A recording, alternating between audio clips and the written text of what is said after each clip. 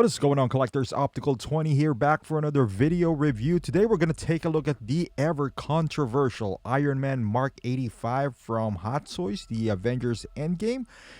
This is fresh, man. I just got this, but if you want to pre-order this, head over to bigbadtoystore.com. I'll put the link down below. $4 shipping, and they double box your figure. So let's take a look at this. Is die cast, so it's a bit heavy. I'm not used to this packaging. Maybe I forgot. Maybe Mark 80 was packaged like this, but I'm kind of used to the top to bottom die cast. But it's all right. It looks nice. You know, once you take this out, this is my a lot of die casts already. I can't even remember. I love Iron Man figures, man. So whenever I could, I would always try to pick one up. This one is no exception, even though there's a lot of controversies. And with that, this head sculpt right here, we're gonna dive into this. Not only from this review, but in other segments as well. But let's take a look at this. Now, I heard that they're shipping now. Well, at Sideshow Collectibles, most people are getting this now into their mailbox. So those who ordered, we all had speculation that we're gonna get delayed, you know, for this because of all the hoopla around the head sculpt. We thought, at least I thought, that, you know, it's gonna be super delayed and we're gonna get the updated version, but it looks like we're gonna be able to choose. I don't know, we'll see. Now, as far as the accessories, it doesn't come with much. So you got that, you know, repulsor hands and the articulated fingers, as always. As you know, I love this, guys, and you don't really need any more. The fisted hand that comes with the figure itself, and this is like the bonus accessories that they weren't announcing before. We all know what it is. It's the Infinity Gauntlet, the Nano Gauntlet. And as you can see, mine is a little bit loose on the index finger. I don't know what's going on, but you know, we're gonna get that sorted out. But you can kind of do the snapping pose, you know, kind of. And as you can see here, it's nicely detailed. It does light up as well once you insert the hand, so you can replace the hands from the forearm, from the elbows going down. And this is the big piece where it looks like a giant spider. I don't even know what you call them. It's the biggest piece, I would say, in the accessories of every Iron Man. Bigger than the Mark 50 for sure, the one that I gotten. But it's just a big plastic. It's nicely painted. I suppose it matches the scheme of the entire figure, but it doesn't light up. That's a bit disappointing. And that head sculpt right there, and you can see the color that it attaches via magnet. That is pretty cool as well. And the base, which is nothing special, just a regular base Avengers Endgame Iron Man right here. And it has the dynamic pole. Now, as far as the figure itself, it has a little bit of scuffs and marks, which is I'm a big fan of. You know, I like this looking like this. However, he's gonna come in a battle damage form. So I kind of wish this was just pure clean. Just a part of him, because I'm planning to pick up that battle damage as well. And granting that this is the last clean armor that we're gonna get, a part of me just wish there was no scuff, nothing like that. You know, just it kind of, I mean, he's kind of battle damage already, but not really. You know, like I get it why they make it, they put some scuffs in it, just in case you actually damage the figure, because it's kind of glossy, and you know, you can't really put it pristine forever. So it would kind of blend in. I get that part, but you know, like I said, a part of me just wished it was just all clean. However, it doesn't take away from the beauty of the figure. It's fantastic. This beautiful, the color scheme, I really love the color scheme. It kind of reminds me of the concept art Mark 46, and also the you know, the old school Iron Man. I like the placement of the gold on the arms and on the legs. It looks like muscles, really. You know, like those, like this looks like his you got his traps on the side, his triceps in here. It's just beautiful how it's done, like the silver lining that separates the biceps from the triceps. It just looks really organic and mechanical at the same time. I can't believe I would say this, but I kind of dig this over 50, and I really like the 50. You know, 50 is more like the it kind of gives you that nanotech look altogether. That's which I really do love. And you can take away the chest piece. It does not have any other chest piece attached to it, you know, like a battle damage or so, but I just want to showcase you guys the amount of details that goes into it. and the light is obviously on, so it is beautiful. And also on the back, he does have some lights, and this is how you light up the Nano Gauntlet.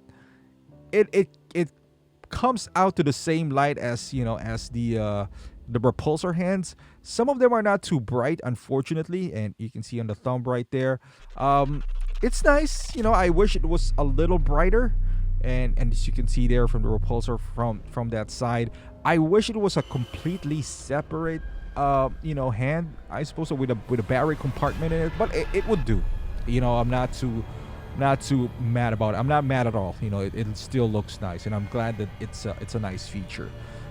As far as the helmet, it really looks like the same helmet as 50, although there's certain differences, like the lines, certain elements of it, like details.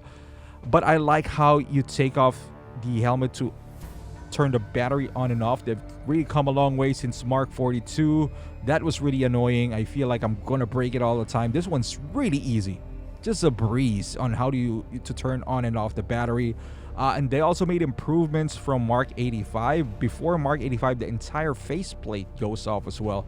Now only the red part, which it's just via magnet. It's really strong.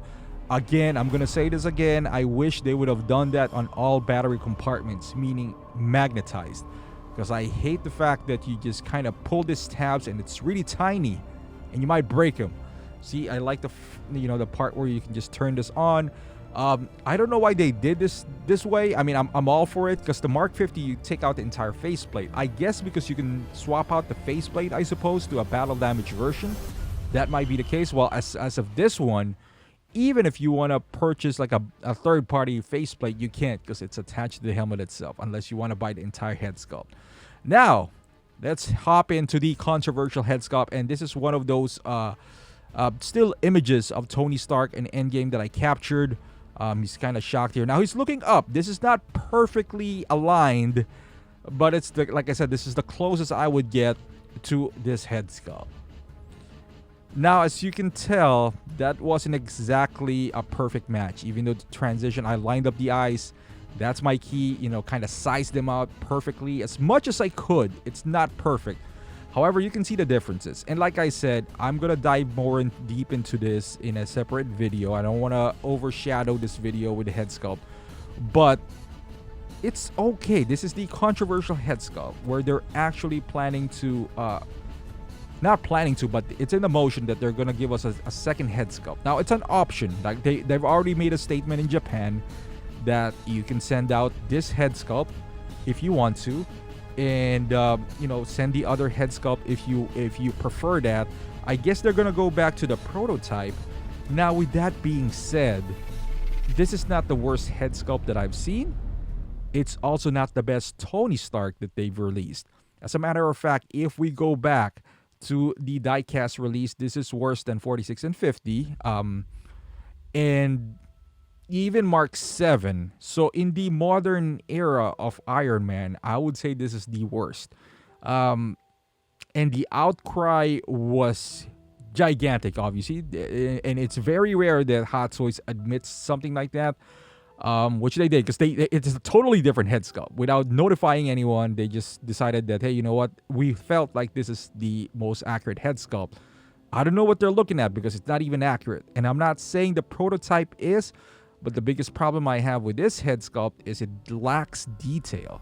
He's supposed to be older and skinnier. However, he has no line marks on his forehead.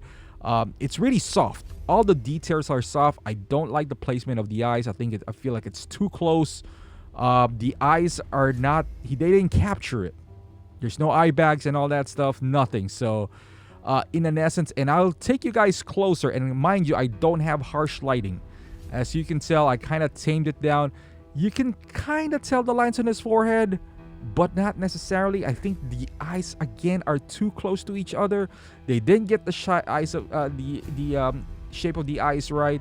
This figure is dropping, from what I heard, on Hong Kong, in price at least, as all of the Marvel figures. But I never thought the day that would come on an Iron Man, especially Mark 85. And I think the head sculpt is contributing to it.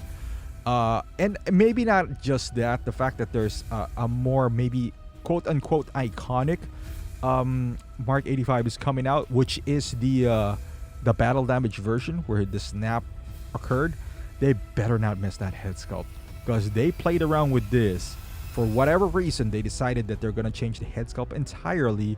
Now, whether it's in regards to the sculptor leaving and bringing the print with him, for whatever the case is, they didn't put too much effort in here, because even a blind man can see that this is inferior, at least paint wise. The quality of paint here is not. I'm not even talking about the actual sculpt, just paint application wise is inferior to their previous releases. So I think that's the biggest problem. If the paint was at least on par with Mark 50, people might have forgiven this one. Like the details are there, but it's just not sharp. You know what I mean? Like it kind of reminds you of like a DVD. Now, as far as the figure, if you take out the head sculpt, phenomenal. Looks great, as you can see from here, and that back piece right here does help as well. I have tons of fun posing this figure. As every Iron Man, though, you can pretty much say that for every die-cast Iron Man figure. They're always fun. That's what Hot Toys is known for. This is their bread and butter, Iron Man, basically. They got this to the T. It's perfection.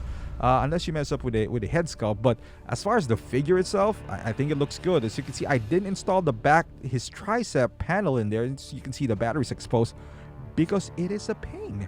And one thing as well that is kind of like off with this guy, but then again, that goes to pretty much a lot of diecast Iron Man, is the height.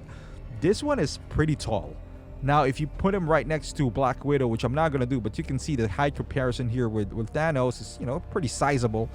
But compared to the other Avengers, he is towering over them. So that if that bothers you, I mean, maybe do some ways, I don't know, elevate Cap a little bit, things of that nature. But here you go, guys, the ever so controversial Mark 85. What's the verdict? Should you pick it up or not? Now, it all depends. If you're going to pick up the battle damage version, I think that's more of a must-have than this, to be quite honest with you. Although I already decided I'm gonna pick up both. Last two armors, it depends on he's gonna appear in Black Widow or not. But two of the most iconic movies, I would say, in my lifetime, which is the Infinity War and Endgame. I'm not gonna pass up the opportunity to pick this one up, a clean version and a battle damage version. I normally don't do that, but I'm gonna make an exception this time. Because it's Iron Man, and Iron Mans are really cool. They almost never lose value. Especially this might stay for a while because of all the controversies around it, but I feel like once the dust settles and it's sold out, it's one of those things where at least you can get your money back. At the very least, you can get your money back. But I'm collecting. I'm not doing this to resell this down the line. It's just a possibility that I'm talking about here. But as far as the figure itself, if this could be your first Iron Man, this is great. If this would be your only Iron Man, I don't know if I can really recommend it that well. Even though I love the movie, I love the portrayal in it. I probably would wait for the battle damage version, because the only difference is that the back piece, the huge back piece that it does have, it's not present to the battle damage version. However, we can make an argument, if they don't mess up the head sculpt, that the head sculpt there is much more iconic and so much better. So let me know what you think on the comments down below. Thank you for watching, guys. And if you got yours, let me know what you think about it. Like this video. If it helped you up, give that thumbs up. Subscribe to my channel. And I'll see you guys in the next video.